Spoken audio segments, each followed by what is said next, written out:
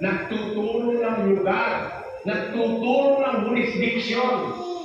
Yung in po o sa ay preposition. Nagtuturo ng lugar. Saan magaganap ang bautismo?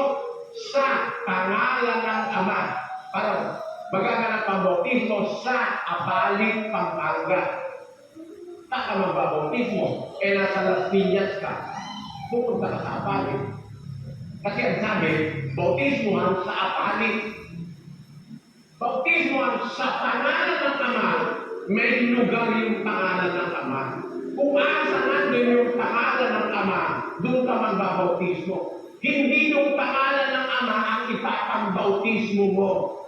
Pakinig po kayo mabuti mga kababayan, lalo na yung mga intelligenteng mga kaibigan natin. I-guide natin ang ating mga kapwa, mga teacher, mga abogadong nag-aaral, nakikinig ngayon, i-guide natin yung iba na ang sabi sa Biblia, bautismuhan nyo sila sa pangalan ng Ama. Hindi, bautismuhan nyo sila ng pangalan ng Ama. Walang ganon.